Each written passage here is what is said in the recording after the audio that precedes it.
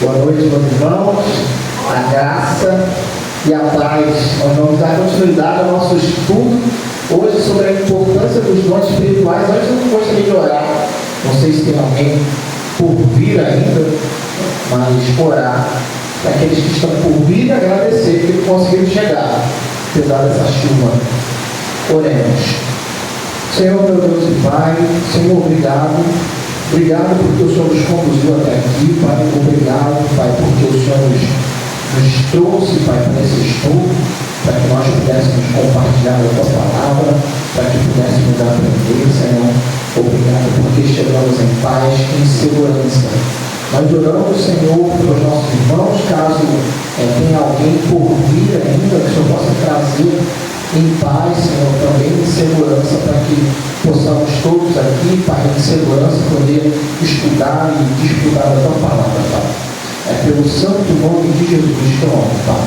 Amém, Senhor. Amém. Então, meus irmãos, hora da revisão do que eu falei na semana passada. Caso alguém não tenha vindo ou não tenha visto, isso é basicamente o que nós falamos na semana passada. Semana passada, a gente definiu os conceitos do que seriam dons espirituais e de quais seriam as funções que nós estaríamos tratando com relação a esses dons. Primeiro, nós conseguimos definir e reduzir em que dons espirituais são uma missão que Deus concede ao seu povo para que a gente possa um cuidar do outro. Nós entendemos também que os dons espirituais são distribuídos a todos os cristãos após a conversão. Então todos nós, após a conversão, recebemos de Deus o Espírito Santo para que cuidássemos uns dos outros. Falamos sobre as diferenças de dons espirituais e dons naturais que nós temos. São chamados talentos. Todos nós temos talentos. Então nós falamos das diferenças que tem. Os talentos naturais, eles são possíveis de aprimorar, de afinar, diferente dos dons espirituais, mas ambos são eficazes, ou ambos são importantes para a edificação e para o cuidado do corpo. Falamos sobre o propósito tríplice dos dons, que é edificar, glorificar a Deus e fazer com que sejamos mais semelhantes com Cristo. E falamos também no final que os dons, eles auxiliam nos exercícios de funções. A ideia de funções que nós vamos tratar foi como eu trouxe o conceito de um corpo. No nosso corpo nós temos órgãos que são primários, são vitais para o nosso funcionamento do nosso corpo, e existem órgãos que são secundários. Assim como no corpo de Cristo, existem também funções que são primárias, que são funções eclesiásticas de liderança, e tem funções também que são de suporte. Professores, recepção, são funções de suporte. Ok? Essa foi a nossa revisão. Hoje nós vamos falar sobre essa discussão. No meio teológico existem duas visões acerca de dons espirituais. A visão cessacionista e a visão continuista. Hoje nós vamos falar um pouco sobre essas duas visões, sobre o que pensam, sobre onde estão fundamentados. O meu objetivo aqui é fazer com que a gente pense. Caso o irmão tenha uma visão cessacionista, caso tenha uma visão continuista, nós vamos discutir sobre essas visões e vamos falar no que elas estão embasadas. Tá? E eu vou falar ao final aqui desse estudo qual é a linha que o estudo vai seguir, que é a linha na qual eu creio. O irmão não precisa concordar comigo. Tá? Essa vai ser a linha na qual nós vamos seguir aí o estudo. Então vamos falar cessacionismo e continuismo. Só pelo nome, semana passada eu já dei soltei um pouco que seria, só pelo nome, cessacionismo e continuismo. Os irmãos têm uma ideia do que seria só pelo nome? Os dons cessaram ou os dons continuaram. Isso aí. Ou cessaram ou continuaram. Só que o cessacionismo, ele não acredita, o cessacionismo real, ele não acredita que todos os dons acabaram.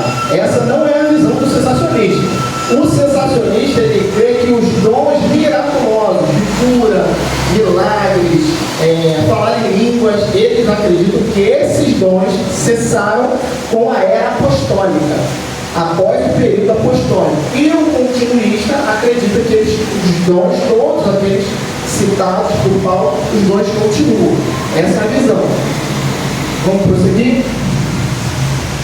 Definição: cessacionismo. Cessacionismo é a posição teológica que sustenta que os dons espirituais milagrosos, como profecia, línguas e curas, cessaram após o período apostólico. No entendimento deles, esses dons, eles tinham uma função de revelar, da revelação divina. No entendimento dos cessacionistas, esses dons, profecia, línguas e curas, serviam para confirmar o ministério dos apóstolos, para confirmar a revelação. E somente nesse período serviram para isso. Todas as curas, as línguas, profecias serviam apenas para confirmação e autoridade dos apóstolos. Não havendo mais apóstolos e profetas, os cessacionistas compreendem que não há mais necessidade desses tipos de dons. Então eles cessaram nesse período. Esse é o entendimento deles. E o continuismo argumenta que esses dons ainda estão ativos e disponíveis para a igreja até a volta de Cristo.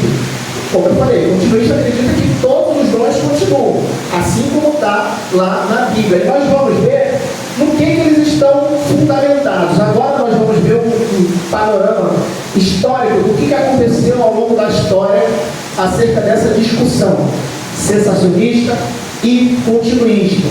Primeiro, panorama histórico. É bem reduzido, tá, meu irmão?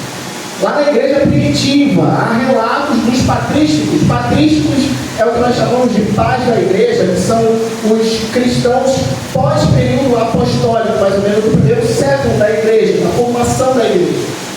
Os patrísticos, os primeiros cristãos, eles identificaram dons espirituais. Cristãos esses que possuem relatos. Justino Marte, Irineu de Lyon, são patrísticos que confirmam que os dons continuaram. Eles confirmam através de evidências. Mas, ao longo do tempo, ali lá no período medieval, houve um declínio dessas manifestações sobrenaturais, exceto alguns movimentos monásticos, que eram monges, pessoas que ficavam reclusas, ou alguns movimentos místicos, com exceções de esses movimentos que lidavam com coisas místicas e os monges que ficavam mais reclusos. Era muito mais difícil de se ver manifestações sobrenaturais. Então começou-se o entendimento de que talvez os dons tenham cessado. Esse entendimento e essa posição cessacionista, ela se formulou, se condensou no período da Reforma Protestante. No período da Reforma Protestante, o entendimento de que só as Escrituras bastam, o entendimento de que só as Escrituras bastam, que a Escritura é o suficiente, então o entendimento de que apóstolos, profetas não são mais necessários. Então os reformadores começaram a estruturar um pensamento cessacionista, no entendimento de que, olha, esses dons não são mais necessários a partir do momento que só as Escrituras bastam. Com o avanço do tempo, aí, no século XX, século XXI, Rua Azusa, que teve um movimento chamado movimento pentecostal, um movimento mais espiritual, e a partir desse momento, desse avivamento que teve ali na Rua Azusa, o movimento pentecostal e carismático começou a pipocar ali pelo mundo. Então, a visão de curas e profecias se tornou cada vez mais notória. Então, a discussão sobre a continuidade dos dons voltou ali nesse período, ali no período do avivamento. As pessoas começaram a ver profecias, curas e manifestações sobrenaturais. Então, a discussão sobre a continuidade dos dons começou. Então, aí esses dois posicionamentos já estavam bem consolidados. Os cessacionistas e os continuistas. Se tiverem alguma pergunta, podem falar, tá? Pergunta, dúvida, pode avançar, né? E qual é a relevância? Por que a gente precisa discutir, por que a gente precisa saber desses dois tipos de entendimentos? São duas visões diferentes por causa de divisão, alguns princípios básicos. Primeiro, prática. O entendimento sobre a continuidade e sobre a cessação dos dons influencia diretamente na prática do culto. Uma igreja que tem uma visão mais cessacionista, ela vai funcionar, a sua estrutura, a sua liturgia vai funcionar de uma forma diferente da liturgia, talvez, de uma igreja que tem o entendimento da continuidade dos dons.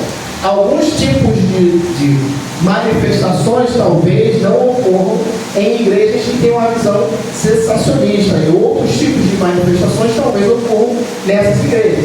Então é relevante a gente discutir isso para entender a prática. Existem igrejas que funcionam de uma forma, igrejas que funcionam de outra forma. Por que é relevante também? Porque essa discussão influencia na teologia do pastor.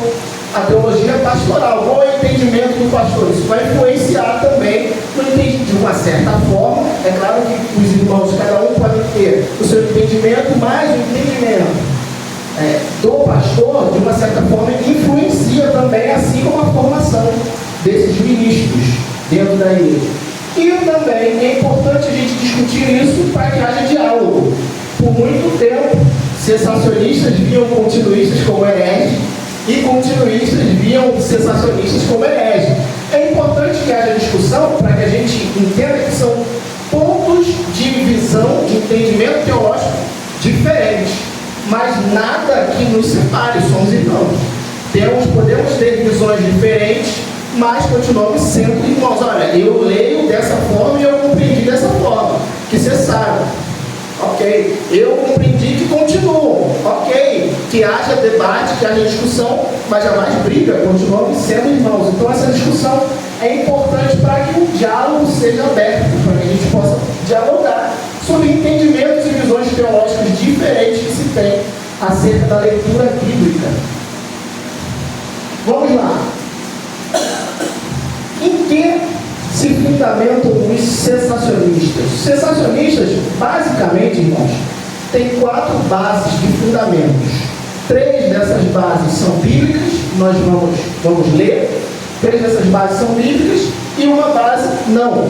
Então eu gostaria que você, por favor, abrisse a sua Bíblia no livro de Hebreus. Nós vamos ler bastante, porque são 2 entendimentos pautados na Bíblia, então a gente precisa ler. Versículo 3 e 4.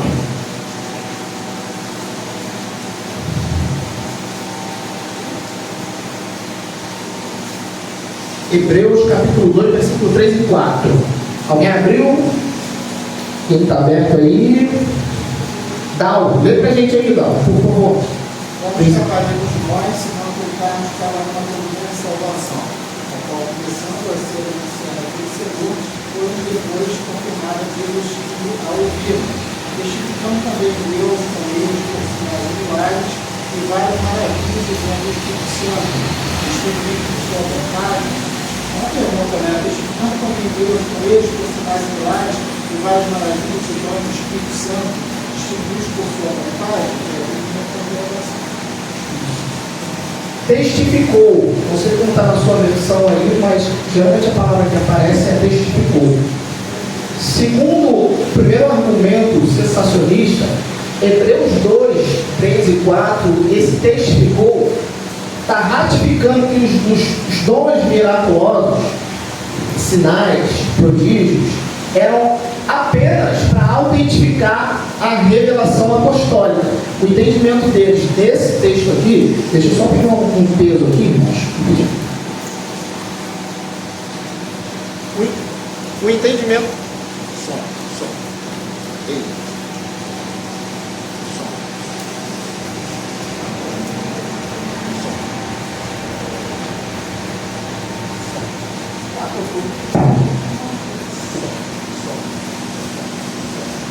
Som. Ei. Eu estou com o microfone só para poder captar melhor aí no telefone.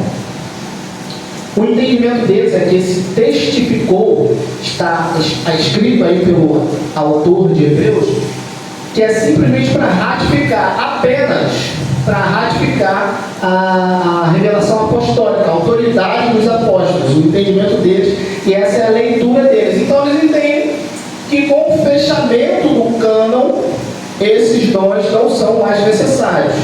Com base nesse texto, nós leremos outros textos que dão base ao sensacionismo. Mas o entendimento deles é esse. Os dons, sinais, maravilhas apenas tinham o propósito de confirmar, de consolidar a autoridade apostólica.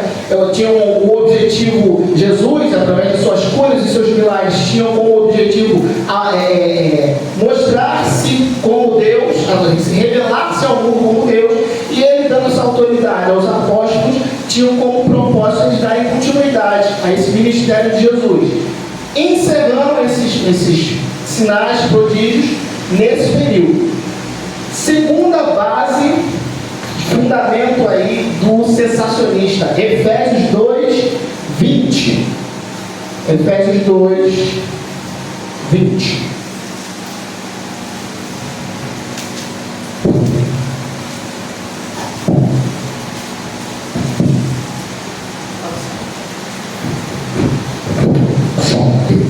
Efésios 2, 20. Alguém perto da Bíblia aberta aí? Pode ler para a gente? Não? Edificado sobre o fundamento dos apóstolos e profetas, sendo ele mesmo Cristo Jesus a pedra angular. Edificado sobre o fundamento dos apóstolos e dos profetas.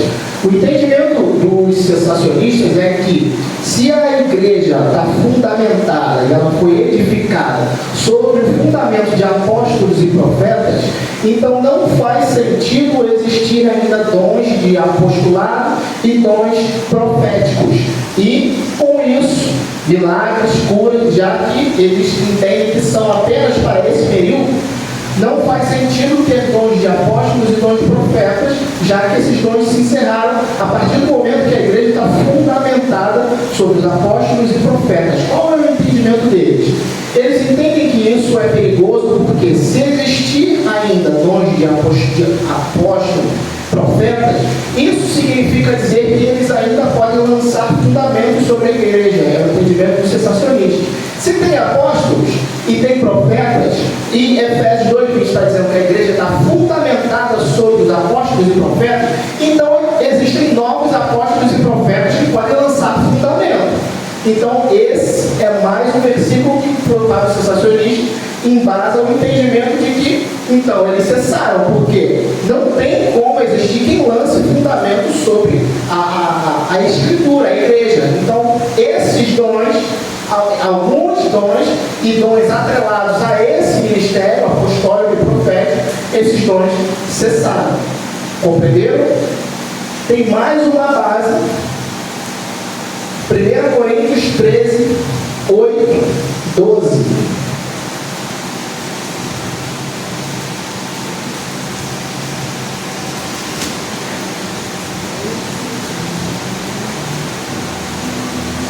1 Coríntios 13, versículo de 8 a 12. A gente pode ler até o 13, só para ficar bonitinho.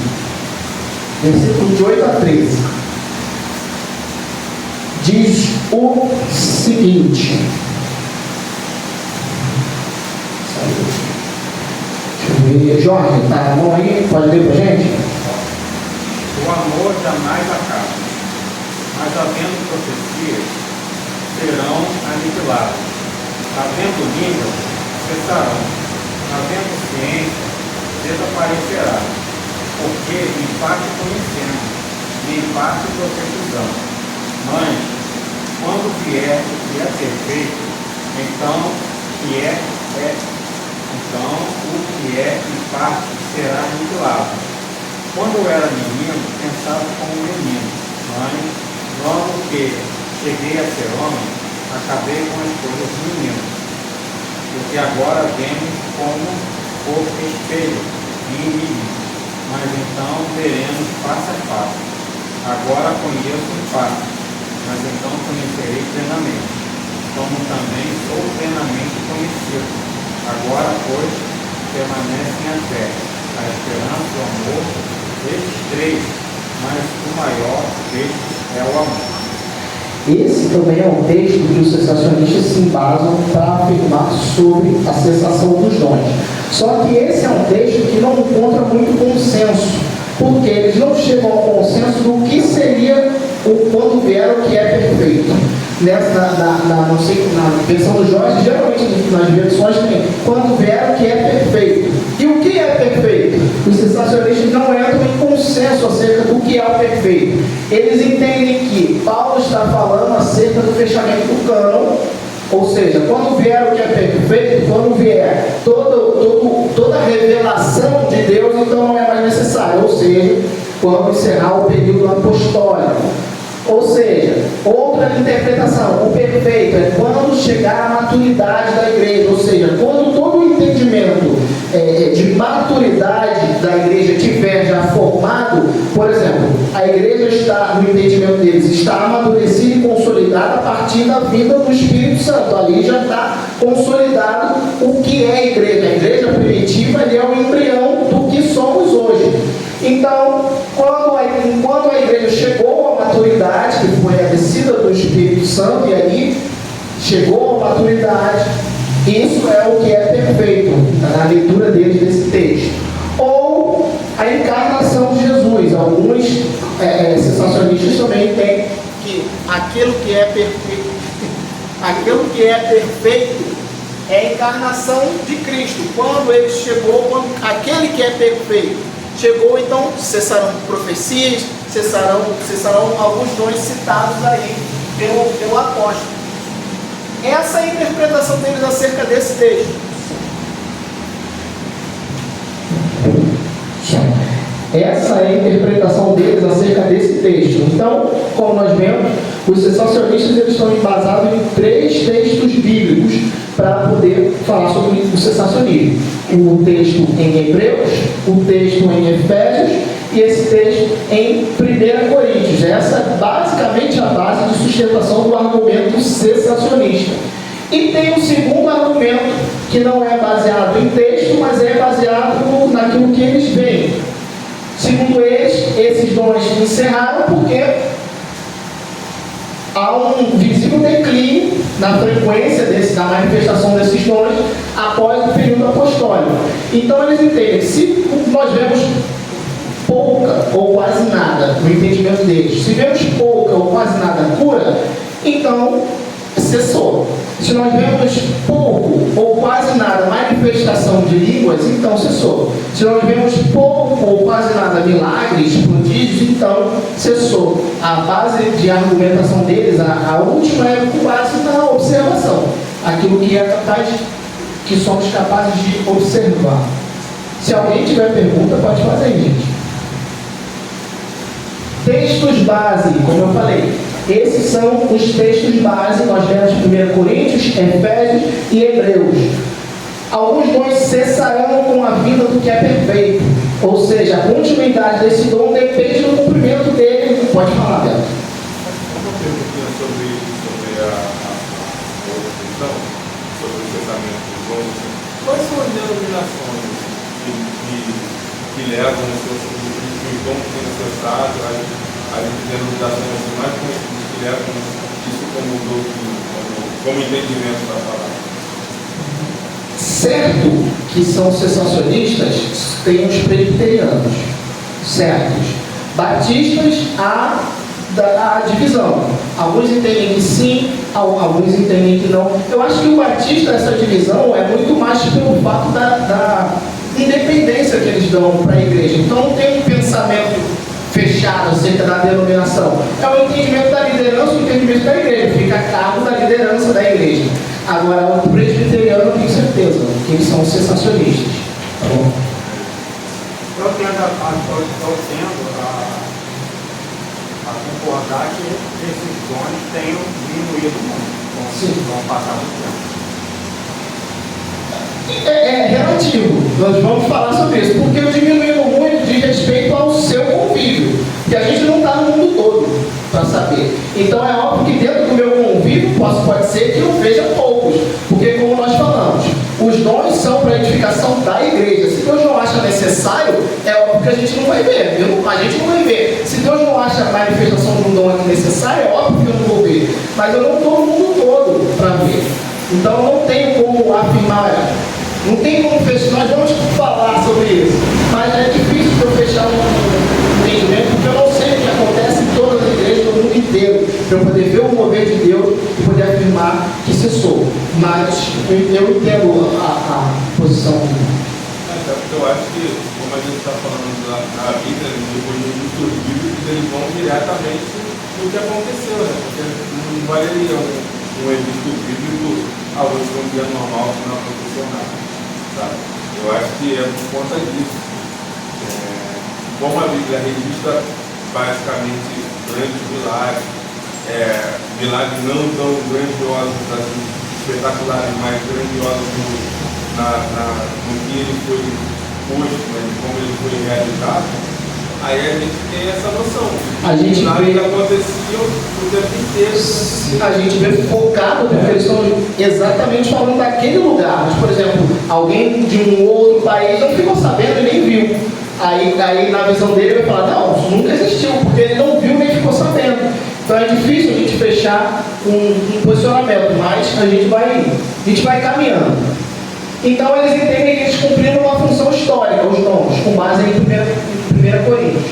Efésios vão dizer que a igreja foi edificada sobre o fundamento dos apóstolos e profetas, que alguns dons são temporários e foram necessários apenas para estabelecer a base da fé naquele período. Em Hebreus, eles vão dizer que com o fechamento do cânon bíblico, a necessidade de revelações proféticas ou apostólicas foi encerrada, preservando ali a autoridade das Escrituras como regra final de fé e prática.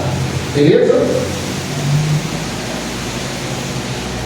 Perspectiva histórica do sensacionismo.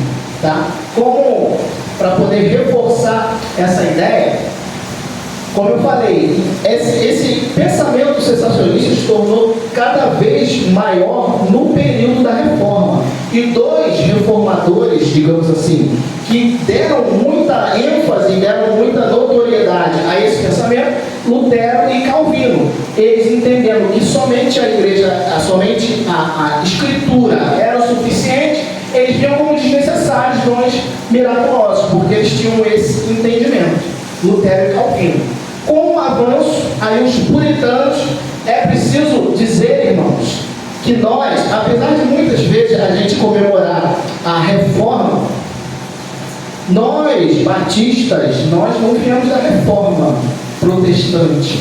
Nós, batistas, viemos da reforma anglicana, que era lá na Inglaterra. Lá na Inglaterra tinha semelhante ao que é a Igreja Católica Romana, só que era na Inglaterra, a Igreja Anglicana, que tem até hoje. A reforma que teve na igreja anglicana foi a que deu origem a presbiterianos, congregacionais e batistas. Essa reforma começou com os puritanos. Essa é a primeira das interpretações. Existem 3 vias de interpretação para dizer de onde vieram os batistas, porque é meio que um mistério. Mas essa geralmente é a mais fácil de se comprovar e a mais pode falar. Ali na visão do Calvino Lutero,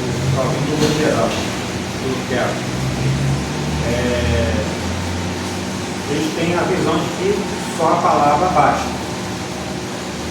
Então, na visão deles, os milagres, os dons espirituais, teriam como objetivo principal ou único de converter pessoas ao cristianismo. Isso, para os cristãos da igreja primitiva. Seria o único objetivo dos milagres. Sim.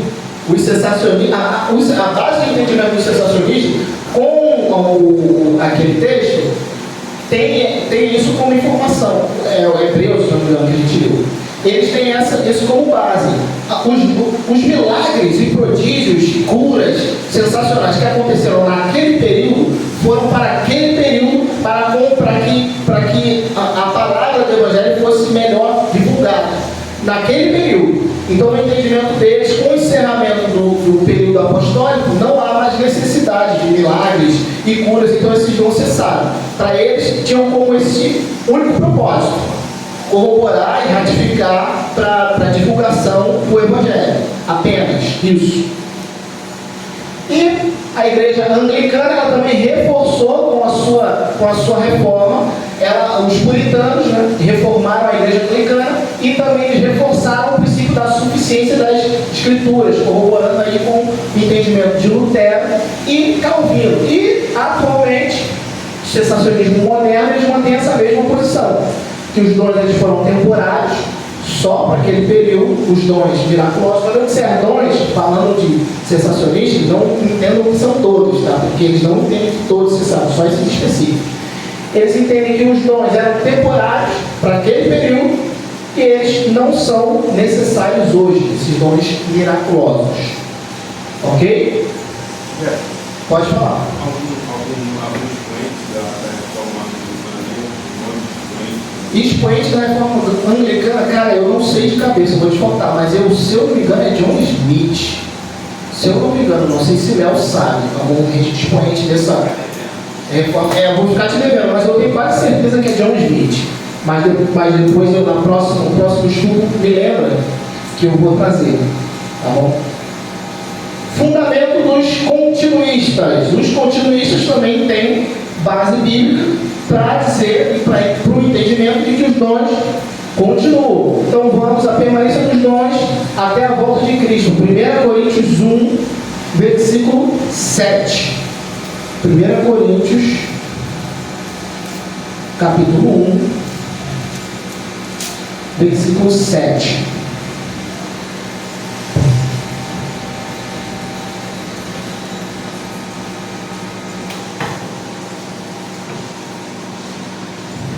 Alguém abriu? Pode ler, Jorge? Abriu?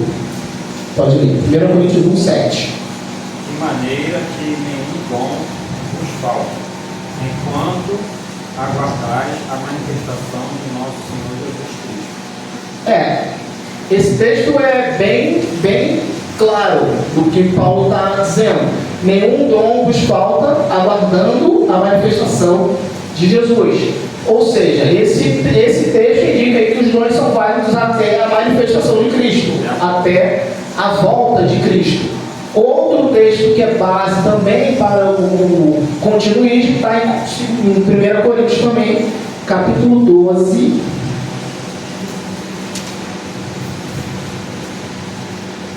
Coríntios capítulo 12, versículos 7 a 11. Terezinha, abriu. 1 Coríntios 12, versículos 7 a 11. Pode ler para a gente, por favor? A manifestação do Espírito é concedida de cada um, visando a um fim proveitoso, porque a um é dado mediante o Espírito a palavra de sabedoria, e a outro, segundo o mesmo Espírito, a palavra do conhecimento. A outro, o mesmo Espírito, a fé, e a outro, o mesmo Espírito, dom de curar, e a outro, operações e milagres, a outro, profecia, e a outro, discernimento do Espírito, e variedade de língua, e a outra, capacidade para interpretar. Mas há um só, é o mesmo Espírito, realizado todas essas coisas, incluindo como lhe apraz, a cada um individualmente. Isso. Paulo começa dizendo que os dons são dados a cada um para o que for útil. E nós já compreendemos, através da leitura, que um dos propósitos básicos dos dons são para edificação.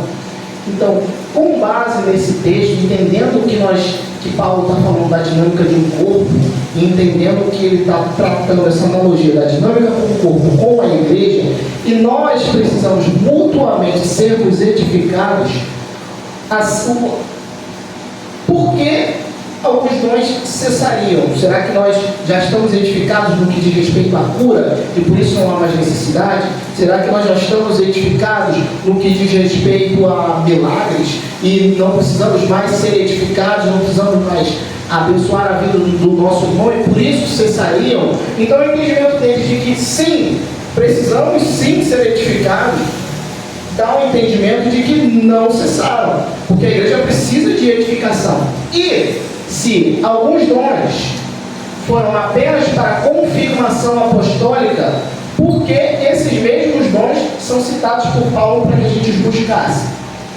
Se o entendimento do cessacionista era, não, alguns dons miraculosos, alguns dons excepcionais cessaram. Se cessaram nesse período, porque o próprio Paulo, que é um apóstolo e que é um dos fundamentos, porque que ele mesmo falou para a igreja para que nós buscássemos profecia, dons de cura, dons de milagre. Não faz sentido entender que cessaram no período apostólico se o próprio apóstolo está dizendo para buscar. Esse é um dos entendimentos do continuista. Mais um versículo. Não tem mais um. E também a última base de sustentação dos cessacionistas é com base naquilo que eles veem, os continuistas também. Existem diversos testemunhos, igreja, campo missionário, centro de milagres, curas, profecias, língua, desde a igreja primitiva até hoje. Se eles têm como base, eu não vejo, os continuistas têm como base, eu vejo. Então, se o argumento é, se você não vê, eu vejo. Esse também é uma base de argumentação. E nós vamos falar sobre os textos dos cessacionistas, sobre o entendimento do continuista, acerca dos textos que os cessacionistas trazem como base da sua fundamentação, da sua argumentação. O entendimento, vamos lá, vamos ler de novo, meus irmãos, vamos ler de novo. 1 Coríntios 13, versículo de 8 a 12, que é um dos textos trazidos pelo cessacionismo. Vou pedir para ninguém olhar aqui, Tira aí, Isso aí. Irmão, eu gostaria que a gente fizesse um exercício, você mesmo, através da sua leitura, da sua interpretação, eu gostaria que, com base no que o texto está apresentando, o que você entende com a vinda do que é perfeito, dentro do próprio contexto que o texto está apresentando. Vamos ler 1 Coríntios 13, do versículo 8 até o versículo 13. Diz o seguinte: o amor nunca falha, mas as profecias cessarão, as línguas desaparecerão, o conhecimento passará, pois em parte conhecemos e em parte profetizamos. Mas quando vier o que é perfeito, então o que é em parte será aniquilado. Quando eu era menino, falava como menino, pensava como menino, raciocinava como menino. Mas logo que cheguei a ser homem, acabei com as coisas de menino. Agora vemos em espelho, de maneira obscura, então veremos face a face. Agora conheço em parte, então conhecerei, como também sou conhecido. Agora permanecem em mim estes três: a fé, a esperança e o amor, mas o maior deles é o amor. Com base na leitura que nós fizemos, do entendimento que nós temos ao ler esse texto, por que os irmãos não conseguem compreender quando vier o que é perfeito? Parece meio óbvio. A leitura mais simples que a gente pode fazer é que é óbvio. Está dizendo que eles vão cessar quando vier o que é perfeito. E o que é perfeito? É a vinda de Jesus que vai culminar na nossa glorificação. Então, a gente, com o corpo glorificado, nós não veremos mais de maneira como que turva. Nós o veremos como seremos vistos. A continuação do próprio texto não dá margem para outra interpretação, a não ser a vinda do que é perfeito como a segunda vinda de Cristo. E aí a ascensão da igreja e glorificação do corpo de Beto. Quer falar? Não, e ainda diz que agora sobrou para a gente, digamos assim, não, sobrou para permanecer na fé, a esperança e o amor na vida de Cristo. Sim. Exatamente. Esse texto, por isso que eu disse que não há consenso, porque cada um tenta dar um nó para tentar fazer com que ele pareça outra coisa. Aí muitos entendem o que é perfeito como a encarnação de Jesus ou a maturidade da igreja, e isso meio que dá um nó, porque o texto, numa lida simples, a gente consegue compreender. Pode avançar. Então, os dons espirituais são escatológicos, eles sinalizam o reino de Deus. E eles devem continuar operando até a vinda do que é perfeito, ou seja, retorno de Cristo. Efésios 2:20, vamos ler novamente. Outro texto base para os sensacionistas. Efésios 2:20. Paulo vai dizer: edificados sobre o fundamento dos apóstolos e dos profetas, sendo o próprio Cristo Jesus a principal pedra angular. A igreja está edificada sobre o fundamento de apóstolos e profetas. O que Paulo está dizendo aí? Paulo está comparando o ofício profético ao ofício apostólico. Assim como aos profetas do Antigo Testamento foi dado a eles autoridade para falar em nome de Deus, foi dada autoridade também aos apóstolos para que eles pudessem falar em nome de Cristo, poder falar sobre o Evangelho. Então a igreja está fundamentada sobre os profetas, que eram a própria voz de Deus falando. Obrigado.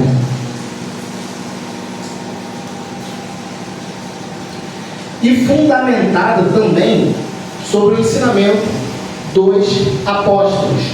Porém, o dom do apostolado, que nós vamos ver lá na frente quando a gente falar, semana que vem, quando a gente falar sobre a funcionalidade dos dons, o dom do apostolado, ele é diferente de ser um apóstolo. Então não tem como eu dizer que não existe dom de apostolado hoje em dia, porque a própria palavra me dá a entender que o dom do apostolado, que o apóstolo tem a sua interpretação em lato e estrito. Apóstolo tem duas, apóstolo é enviado, mas de que forma? Existem duas formas de você ser um enviado. Existe o chamado e existe o dom de apóstolo, apostolado. Dom de apostolado é diferente de ser apóstolo. Não tem como eu dizer que não existe o dom de apostolado, porque ninguém mais pode lançar fundamento sobre a igreja. De fato, não. Por isso não existem mais apóstolos. Mas existe dom do apostolado. Da mesma forma como o dom de profecia, ele é diferente de um profeta. Nós veremos isso lá na frente, quando discutiremos também sobre a funcionalidade dos dons. Ter dom de profecia é diferente de ser um profeta. Então, o que o texto está dizendo ali é fato. A igreja está fundamentada sobre a doutrina dos profetas e dos apóstolos. E é isso. E ninguém mais pode lançar fundamento sobre a igreja. É isso. Mas isso não exclui o fato de que existe o dom de apostolado e existe o dom profético.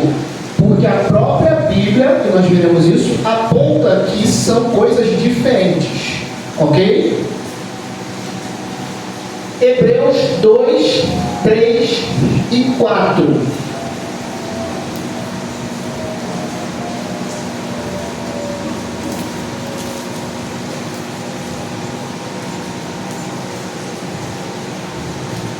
Hebreus capítulo 2, versículo 3 e 4. Como escaparemos nós se negligenciarmos tão grande salvação? Salvação esta que, começando a ser anunciada pelo Senhor, foi-nos depois confirmada pelos que a ouviram. No entendimento dos sensacionistas, como nós falamos, e Jorge também muito bem compreendeu, os dons, as manifestações, sejam elas miraculosas, manifestações excepcionais, elas eram apenas para corroborar e para confirmar a autoridade apostólica. Porém, não é isso que nós vemos. Em Atos, nós vemos Estevão, e o texto vai dizer que Estevão operava sinais e maravilhas no meio do povo. E Estevão não era uma autoridade apostólica. Estevão não era um apóstolo. Estevão foi um diácono levantado ali no meio do povo para poder cuidar das viúvas, dos órfãos. Ele não era alguém que fundamentava o Evangelho. No entanto, via-se operando sinais e maravilhas. Ainda em Atos a gente vê também Filipe, o evangelista, também diácono, realizando milagres e maravilhas em Samaria. Ele também era um diácono, alguém como eu e como você. Não era uma autoridade como um apóstolo. Nós vemos Ananias ali com Paulo, Saulo ainda, no caminho para Damasco, cego. Ananias vai até ele e recupera, através de uma oração, ele recupera a visão de Paulo, não ele com o poder. É óbvio, Deus concede a ele a capacidade para recuperar a visão de Paulo. E quem era Ananias? Ele era alguém que fundamentava o Evangelho? Então a gente não pode afirmar que dons de cura, que dons de milagre são apenas. Pode falar. José era o dom? Oi? José, ele tinha o dom de interpretação dos sonhos, José?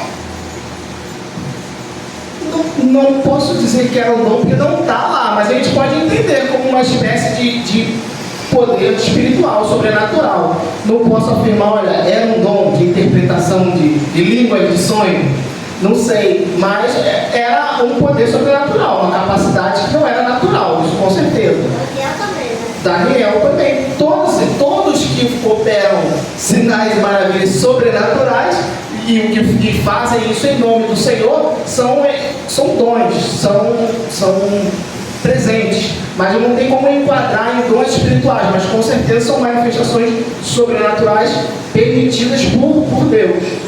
E também, por último, aí os 70. Na missão dos 70, Jesus concede a eles autoridade sobre doenças e sobre demônios. Olha, vocês vão ser picados e o veneno não vai te fazer mal.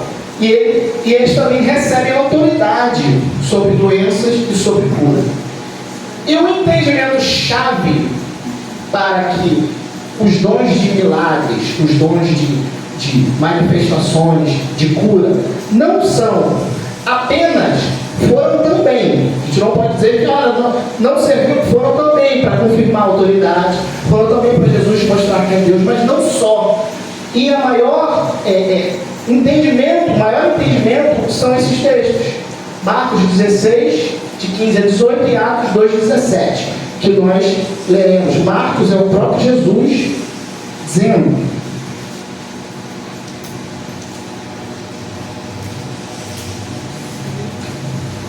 Marcos 16,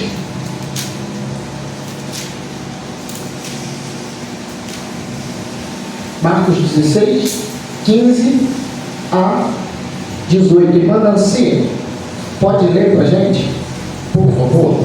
Marcos 16, 15. E disse: todo mundo pegar o evangelho da quem crer que é batizado será salvo, mas quem não crer será condenado. E estes sinais seguirão os que crerem. Em meu nome expulsarão os demônios, falarão novas línguas, pegarão as serpentes, e se beberem alguma coisa mortífera não lhes fará mal, e porão as mãos sobre os enfermos e ficarão. Essa é a orientação do próprio Jesus. E quando a gente lê, a gente entende, é o ID. E todo mundo entende, todo mundo aceita. Esse é o ID de Jesus. Mas o ID dele continua dizendo com que tipo de poder, com que tipo de autoridade ele confere àquele que vai. Então, a todo momento nós vemos mensagens, pregações sobre o ID. Mas Jesus está dizendo para a gente ir e conferindo autoridade acerca dessas coisas. Cura de enfermos, de doenças, operação. Estes sinais vão seguir. Que sinais? Aí ele elenca quais são os sinais, inclusive curas e também milagres. O próprio Jesus corroborando de que aqueles que o seguem, os seus discípulos, então os seus discípulos encerraram e isso não tem mais a necessidade, ou isso era só para aquele tempo, porque muitos vão argumentar, não, isso aqui foi só para aqueles. Mas quando se fala sobre o ID é para todo mundo. O ID é para todo mundo, mas a cura foi só para esses. Não, está tudo dentro do mesmo contexto. A fala de Jesus está no mesmo ID, para todos nós, pregar o Evangelho. E esses sinais que seguirão, que sinais? Estes sinais. Uma vez no Facebook, tive uma pequena discussão com um rapaz lá. Ele usava um desses argumentos aí para poder não ir mais para a igreja. Ele falava que isso foi só na época de Jesus já voltou, já se foi, e agora não é mais para a gente ir para a igreja, não. Isso foi só na época lá dos apóstolos. Se a gente for reportar tudo para a pessoa para aquele tempo, então não existe mais questão hoje, foi tudo para aquele tempo. Se a gente fizer esse recorte, olha o que houve, isso foi. É lógico que existem questões na Bíblia que são contextuais, mas se eu pegar tudo e transformar em alegórico, a Bíblia vira uma mentira. É tudo alegórico, o Jardim do Éden não existiu, é alegórico, aquilo é a luta do bem contra o mal. Se eu tornar tudo uma alegoria, então tudo vira uma mentira. Tudo vira uma mentira. Não, a Bíblia a todo momento diz para que a gente poder congregar, para que a gente esteja em comunhão. Inclusive, se não fosse por isso, não teria necessidade dos dons, já que o dom é para eu edificar o meu irmão e não tem necessidade de haver comunhão. Então para que Deus deu os dons? Se o dom não é para mim, o dom é para eu te abençoar, mas não tem mais necessidade de a gente estar junto, então o dom é para quê? Deus teria mentido? Não, eu falei que ia dar, mas não precisa estar junto, não, cada um na sua casa.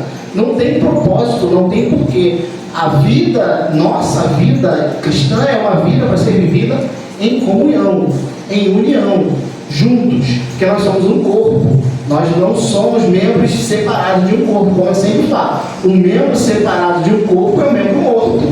Se eu pego uma mão e tiro do meu corpo e separo, ela morre. Ela vai ficar ali e vai apodrecer. A mão é para ficar presa ao corpo, porque nós somos membros de um só corpo. É para que a gente esteja em comunhão. Não faz sentido a argumentação dos desigrejados. Não faz o menor sentido, porque só faz sentido a gente ser igreja junto. Só faz sentido assim. E esse é o argumento, essas são as refutações acerca dos textos que os sensacionistas trazem. Essas são as argumentações dos continuistas. E ainda tem o texto em Atos 2:17, que é uma referência ao Antigo Testamento, que é o texto dito ali no discurso de Pedro, e ele vai dizer, Atos 2:17, nos últimos dias, diz Deus, do meu espírito derramarei toda a carne, os vossos filhos e as vossas filhas profetizarão, os vossos jovens terão visões, e os vossos velhos sonharão. É uma profecia que é do Antigo Testamento, mas ela é dita aqui por Pedro também, dizendo que aquilo estava se cumprindo com a descida do Espírito Santo. Não tem como ter se cumprido somente para aquele período, como nós vimos. O próprio Jesus nos dando o ID, como a gente vê pessoas fora do contexto de autoridade apostólica operando sinais e também operando maravilhas. Então esse é o entendimento dos continuistas. Pode avançar. Mas também para que a gente diga, não, só há divisão entre sensacionistas e continuistas. Não, existem alguns pontos de convergência: centralidade, importância e aceitação. Centralidade: ambos centralizam a importância das Escrituras. Por isso que eu digo que somos irmãos, quer que seja a sua visão sensacionista, quer que seja continuista. Ambas as visões tentam encontrar na Bíblia o embasamento para a sua visão. Eles não tiram o embasamento do nada. Eles tentam embasar a sua visão teológica dentro daquilo que eles conseguem retirar do texto bíblico, seja com acerto, seja tendo uma interpretação ruim, mas é sempre embasada no texto. Então a centralidade das Escrituras é algo em comum nessas duas visões. A importância, ambos reconhecem que os dons são importantes. Não é porque a visão é sensacionista que vai falar, não, os dons então não servem para nada. Não, ambos reconhecem que são extremamente importantes para o convívio da igreja. E a aceitação. Ambos aceitam os dons que não são miraculosos. Ambas as visões aceitam. Dom de discernimento de espíritos, dom de socorro, dom de serviço. Eles entendem que esses dons, sim, continuam, esses dons são eficazes. Ambas as visões têm essa percepção. Há pontos de convergência. A divergência maior seria acerca dos dons espetaculares, ok? Menção honrosa. Eu não citei essa visão no meu estudo, porque eu confesso aos irmãos que de todo o material que eu li, eu não achei falando sobre essa visão. Confesso aos irmãos. Mas eu só fui achar depois que eu terminei os meus estudos. Então eu achei importante trazer. Existe essa visão que é o meio termo entre a visão cessacionista e a visão continuista. Talvez o irmão vá se sentir acalentado com essa visão devanecentista. E o que essa visão entende? Devanecentismo propõe que os dons espirituais miraculosos foram desaparecendo gradualmente e de um modo generalizado ao longo da história da igreja, sem a necessidade de um evento específico de cessação. O devanecentismo ele entende que ao longo do tempo, não que tenha ocorrido um tempo específico, olha, após o período da era apostólica cessaram. Não, o devanecentista ele entende que ao longo da história, não havendo necessidade de cura, foram acabando. Não havendo necessidade de milagres, foram acabando. Não havendo necessidade de línguas, eles foram acabando. O devanecentista entende que ao longo do tempo, esses dons foram devanecendo, foram sumindo aos poucos. Essa é a visão. Principais características da visão devanecentista. Não tem uma separação, eles não separam. Quando cessou, se cessaram, você sabe que período, eles não dizem. E eles continuaram, mas foram sumindo conforme um tempo. Que tempo? Conforme um tempo eles foram subindo. Então é uma visão que não tem uma separação rígida, ela fica ali no meio termo entre cessacionista e continuista. Reconhece que os dons extraordinários foram mais evidentes no primeiro século e afirma que os dons foram diminuindo conforme a igreja foi amadurecendo, se tornando cada vez menos necessários. Qual é a relevância dos devanecetistas para o debate? Eles apresentam uma posição ali no meio termo. Se você também, através da sua leitura bíblica, também tem esse entendimento, esses tipos de dons foram devanecendo ao longo do tempo. Essa é a sua visão. Permite reconhecer a ação sobrenatural de Deus. Deus continua atuando, mas ele foi diminuindo alguns dons conforme a necessidade. Esse é o entendimento do devanecentista. Ao meu entender, o devanecentista não é o meio termo. Ao meu entender, o devanecentista, por que foi até bom eu não ter citado no meu texto, no texto. Ao meu entender, o devanecentista, ele é um cessacionista, só que moderado. Ora, eu creio que cessaram, mas foi na era apostólica? Não, mas cessaram em algum tempo. Mas quando que cessaram? Não sei, eu não vejo mais, eu acho que cessaram. Mas foi no período? Não, eu posso dizer que cessaram. É uma posição no meio termo porque eles não podem afirmar que cessaram, e eles não afirmam que cessaram. Mas por verem menos, eles afirmam, não, foi sumindo. Então, no meu entender, é uma visão meio água com açúcar, fica ali no meio do caminho. Não, cessou, mas não cessou, mas continuou, mas também não continuou. Então, a leitura que eu faço bíblica, pelo menos eu, tá, irmão? Você não precisa concordar comigo. A leitura que eu faço bíblica é que eles continuam. Se eu vejo ou se eu não vejo, não cabe a mim. Mas o meu entendimento é que eles continuam até a vinda do que é perfeito. Para mim, para minha leitura, o texto bíblico é muito claro sobre a continuidade. Eles continuam até a manifestação do que é perfeito, até a segunda vinda de Cristo, até a perfeição do corpo de Cristo. Não os vemos aqui todos, por quê? Porque quem distribui é o Espírito Santo. E ele entende qual é a necessidade. Se não é uma necessidade específica, é lógico que nós não vamos ver. Mas nós não estamos no mundo inteiro para saber se alguma outra igreja tem alguma necessidade específica e lá acontece. A gente não está. Então, dizer que cessou, no meu entendimento, é uma afirmação muito forte que o texto não diz.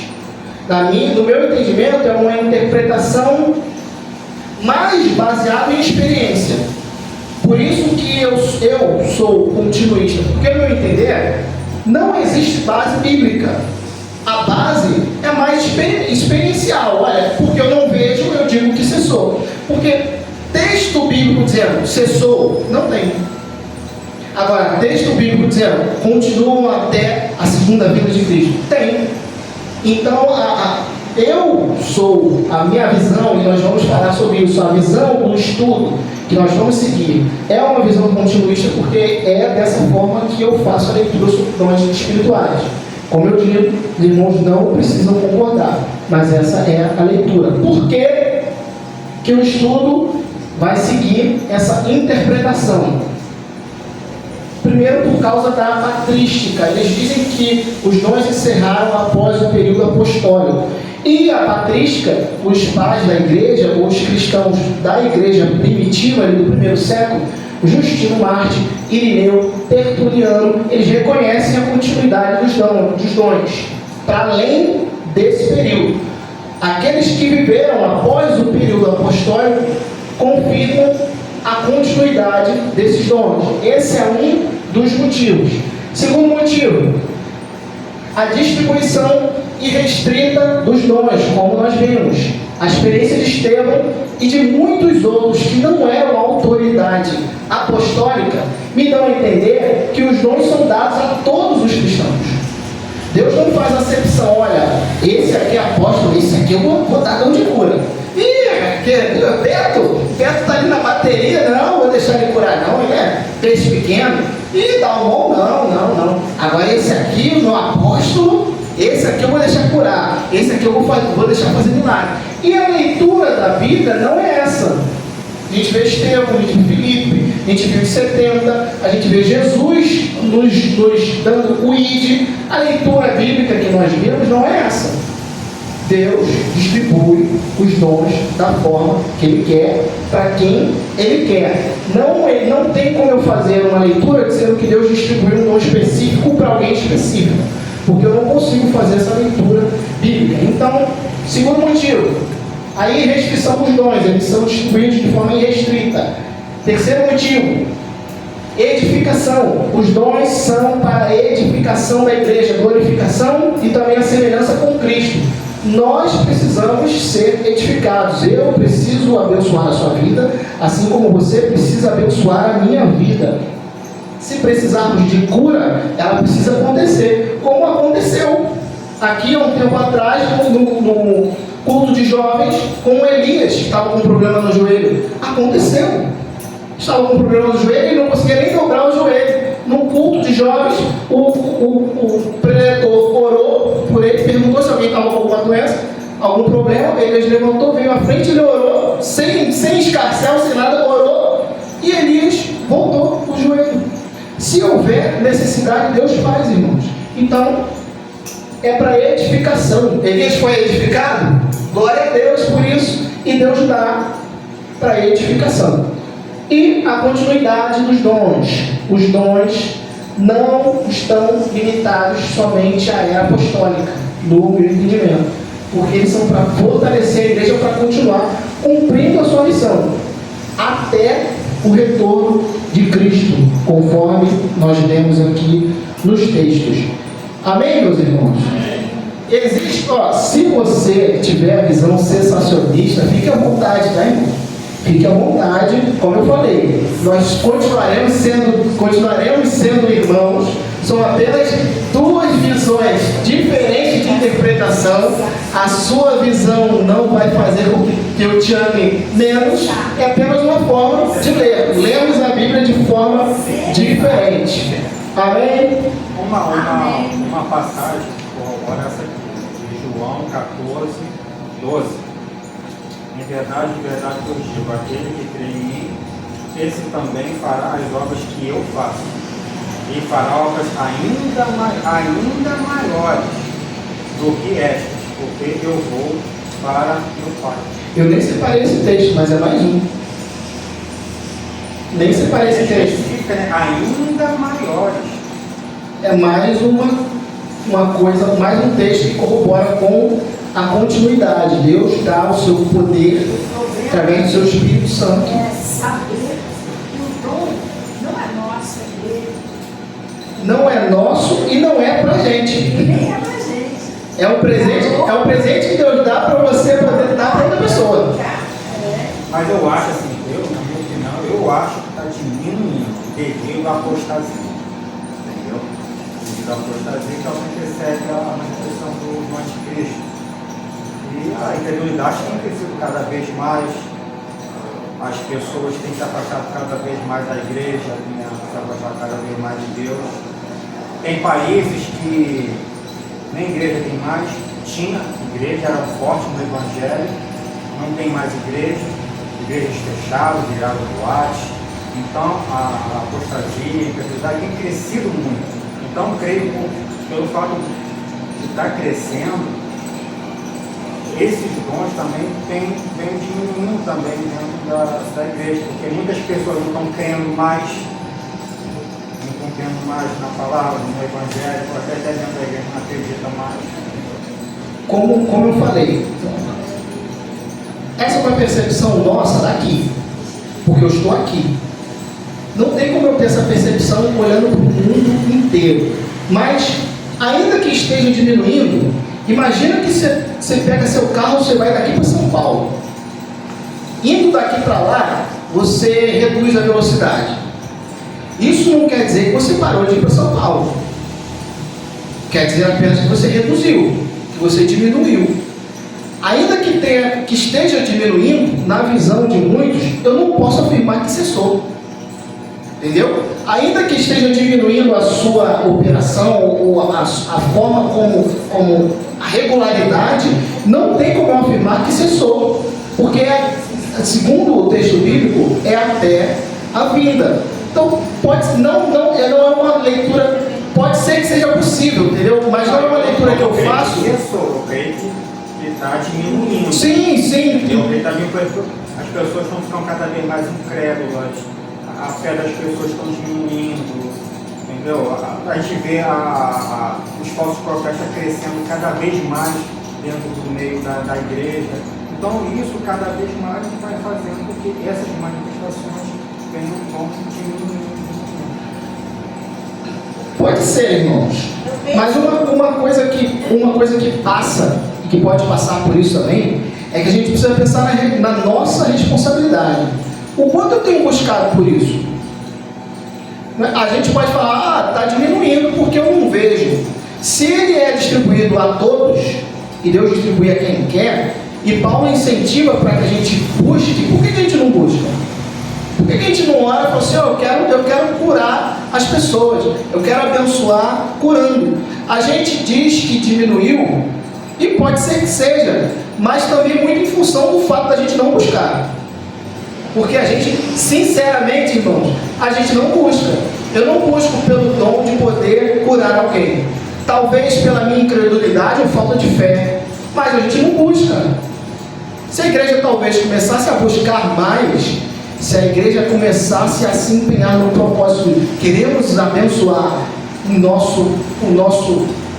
nossa cidade, queremos abençoar as igrejas da nossa cidade, se a gente começasse a buscar mais, talvez a gente visse mais. Mas ainda assim eu não posso afirmar que cessou na minha leitura. Irmã Terezinha, eu penso assim também, como nossa igreja é a denominação batista, é diferente, sim, de algumas outras denominações, que é mais voltada para essas coisas assim de visões, essas coisas assim, lá tem mais esses dons acontecer várias vezes. Aqui não tem muito, mas tem pessoas aqui que oram e curam. A gente, tem pessoas que não veem, por quê? Porque aqui na igreja batista é diferente, os batistas são diferentes. Infelizmente o meio neopentecostal fez com que isso trouxe um desserviço acerca dos dons e uma confusão. Então acredito que muito parte dessa descrença é com base no charlatanismo que as pessoas veem por aí. Infelizmente o meio neopentecostal também ajudou bastante para a descrença dos dons. Eu digo por mim, quando foi para ter o vídeo, eu tive um sonho profético mesmo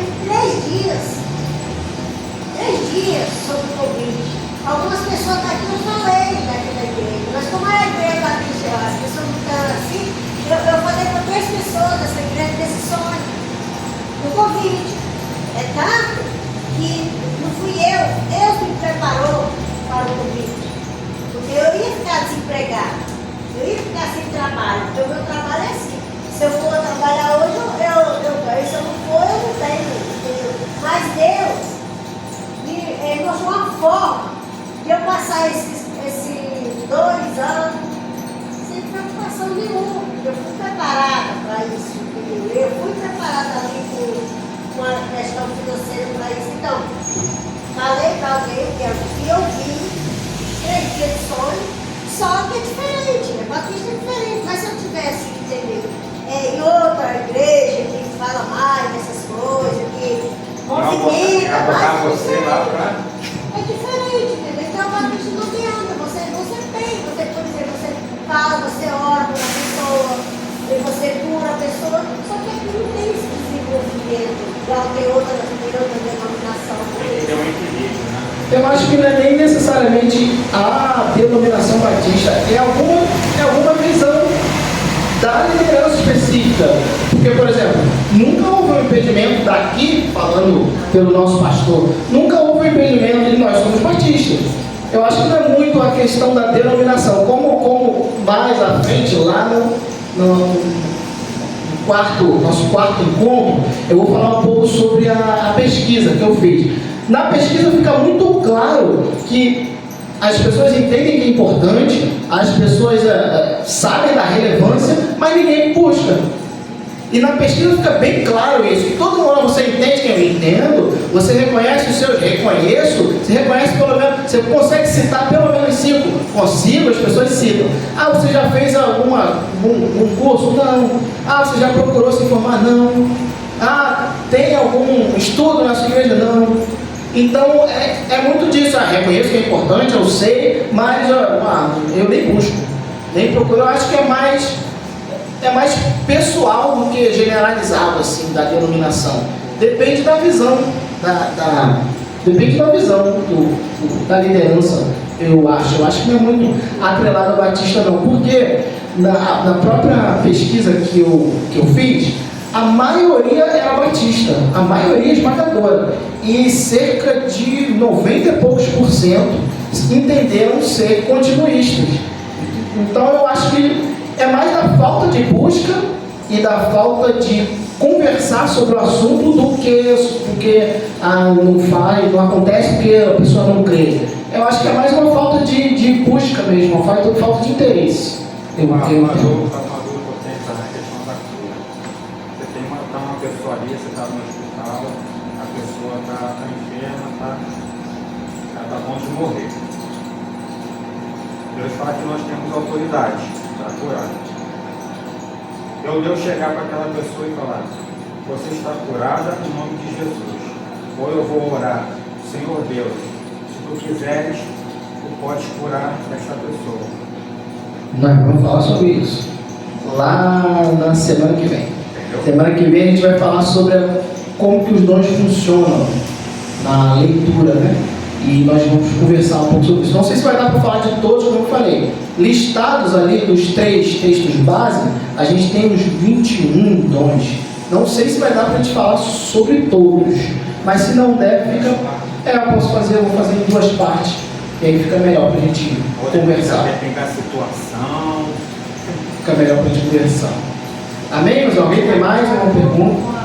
A oração do Pai Nosso, a gente sempre ora e pedindo que Deus faça a vontade dele.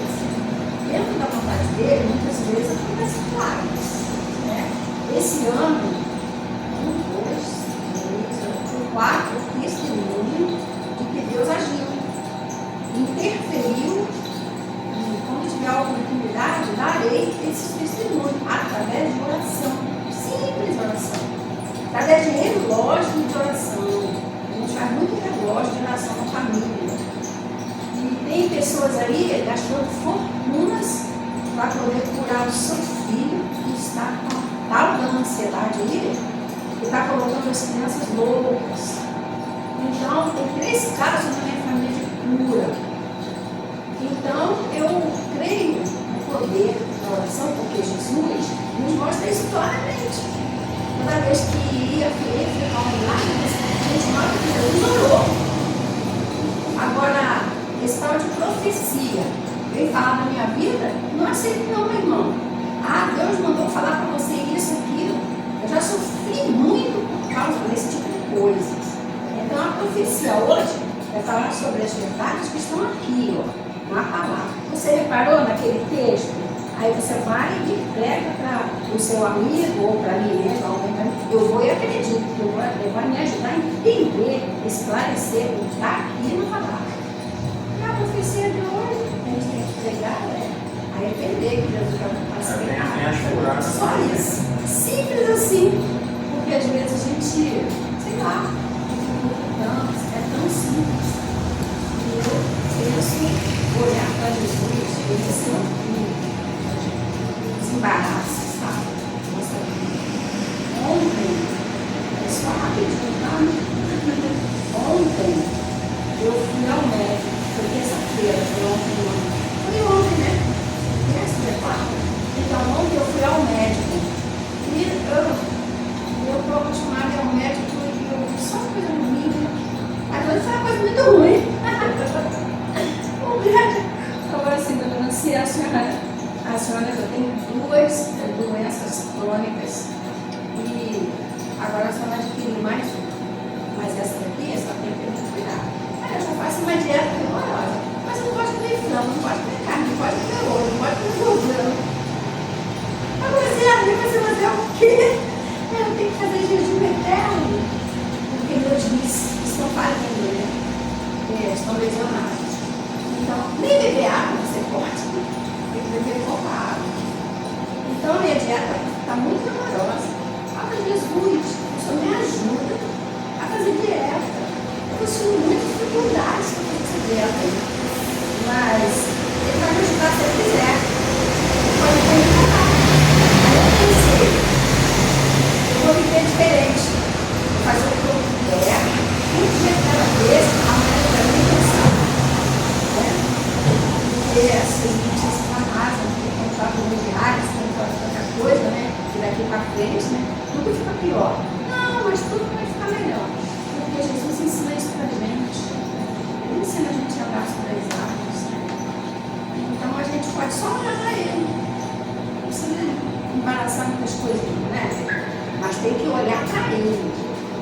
Nessa oração da dieta aí, irmão, se puder me incluir nela, agradeço. Estou por fazer um concurso aí que eu preciso emagrecer, irmão. Então me inclua nessa oração aí para ter força para a dieta. Para bombeiro? Oi? Fazer concurso para bombeiro? Sem sal, comida sem sal, sem gordura, sem carne, sem frango, sem linguiça. Estou precisando dessa força aí. Precisando. Sem comida? Mas tem que comer. Vamos orar, meu irmão? Léo, ora pra gente poder encerrar.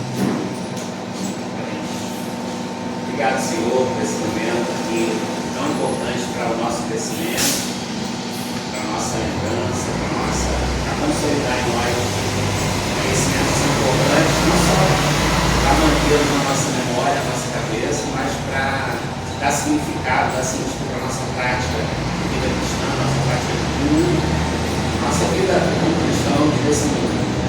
Obrigado pela vida do pastor Jefferson, que tem se disposto a isso, se dedicado a isso, preparou com muito carinho tudo até agora, que nos continue assim, que possamos chegar até o final, para ir lá bem mais capacitados, bem mais conhecedores, bem mais conscientes daquilo que nós fazemos e podemos fazer com o dom que o Senhor nos dá, com os dons que o Senhor nos dá. Peço que nos leve em paz para os nossos lares, guarda-nos de uma forma poderosa, dá-nos um dia de semana na tua presença e que nos próximos encontros como igreja possamos estar aqui mais uma vez dispostos a fazer a tua obra, Pai, a glorificar o teu nome. Em nome de Jesus, oramos e agradecemos. Amém.